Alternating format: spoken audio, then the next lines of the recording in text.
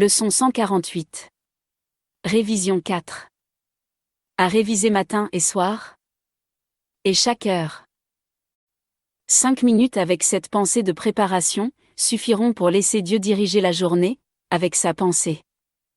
Mon esprit contient seulement ce que je pense avec Dieu.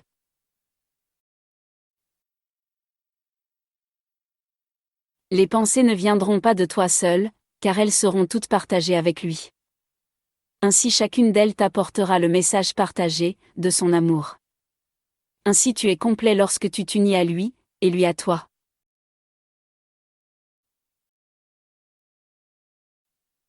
« 135. Si je me défends, alors je suis attaqué.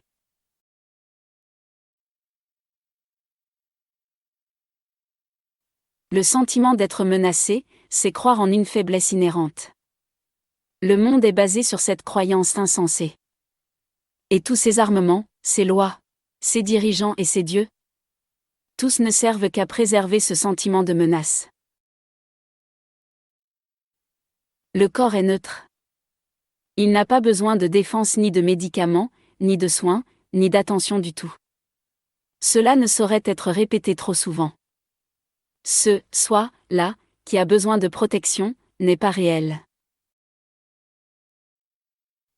Le corps est sans valeur et ne vaut guère la moindre défense. Il est un instrument sain, fonctionnel, par lequel l'esprit peut opérer, jusqu'à ce que son utilité ait cessé. Quand les pensées sont guéries, le corps répond par la santé. Un esprit guéri ne fait pas de plans. Il exécute les plans qu'il reçoit, en écoutant une sagesse qui n'est pas la sienne. Il attend jusqu'à ce qu'il ait été instruit de ce qu'il faut faire, puis il entreprend de le faire. Il ne compte sur lui-même, pour rien, sauf son aptitude à servir son soi. Il est en sécurité, suivant un plan plus vaste que lui, établi pour le bien de tous. Quand il a accepté cela pour vrai, alors il est guéri, et lâche prise. L'esprit qui planifie, refuse de permettre le changement. Son expérience passée, ses idées et croyances malades, dirigent ses choix. Ce sont des défenses contre la vie, contre ton Créateur. Tes défenses ne t'ont pas laissé voir sa bénédiction aimante, luisant sur chaque pas que tu fais. Tous les événements, passés, présents et à venir, sont planifiés avec douceur, par celui dont le seul but est ton bien. Maintenant laisse ta seule confiance diriger le présent, et cette vie devient une rencontre avec la vérité. Et c'est avec joie que tes frères d'esprit déposeront leurs armures, qui les terrifiaient eux-mêmes.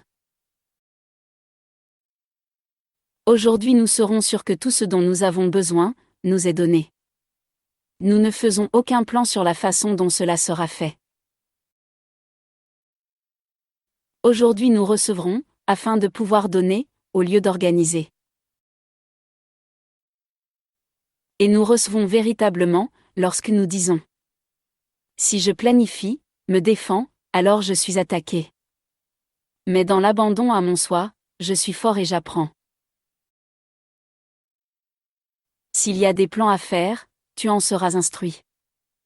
Toutes tes défenses visaient à ne pas recevoir ce qui t'est donné.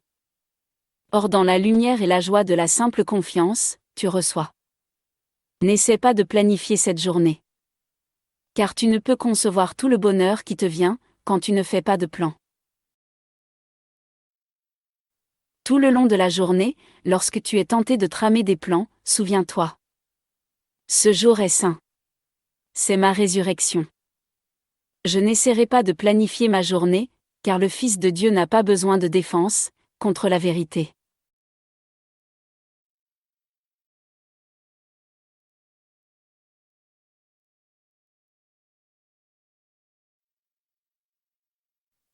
« 136.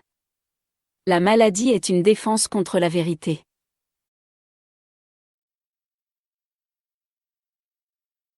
Guérir et comprendre, quel but la maladie semble servir. Quand cela est vu, la guérison est automatique. En portant cette illusion à la lumière de la vérité, elle disparaît simplement. La maladie n'est pas un accident. C'est un mécanisme insensé de défense.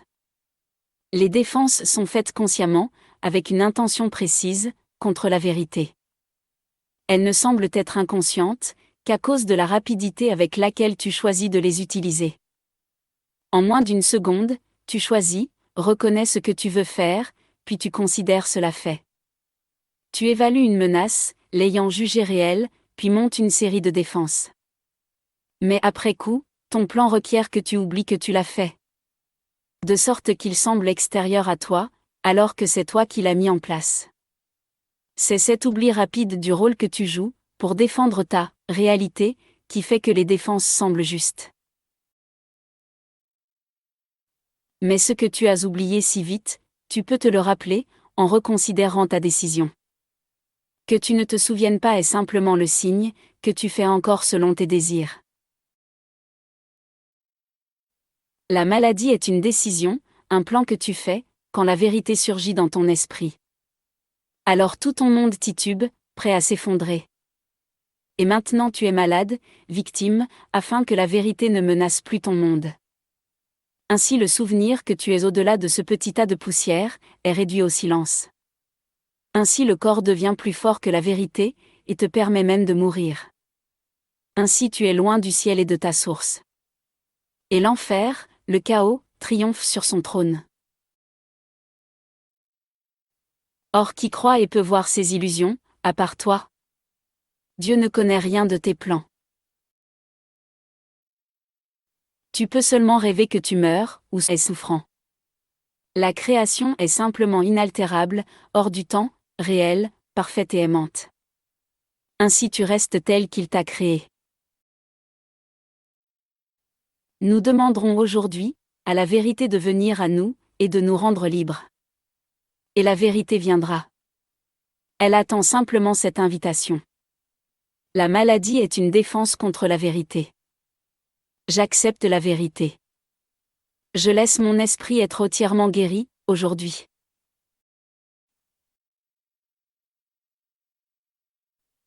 Ainsi la paix et la vérité prennent la place, de la guerre et du rêve, la guérissant ton esprit de tout souhait de maladie. Maintenant le corps est guéri, car la source de la maladie a été reconnue, et abandonnée. Et ce que fait le corps, est indépendant de l'esprit. Son utilité demeure, et rien de plus. La force du corps sera toujours suffisante pour servir la vérité. Il n'est pas limité par le temps ou le climat, la fatigue ou la nourriture, ni aucune loi auquel tu l'avais soumis. Mais cet état a besoin d'être préservé par une attention vigilante. Si tu laisses ton esprit abriter des pensées d'attaque, céder au jugement, ou faire des plans, alors tu attaqueras le corps, car l'esprit est certes malade. Le cas échéant, apporte-lui un remède immédiat, ainsi ton attaque se calmera. Puis souviens-toi qui doit être guéri. J'ai oublié ce que je suis réellement, car j'ai pris mon corps pour moi-même. La maladie est une défense contre la vérité, mais je ne suis pas un corps. Je suis pur, sain et saint.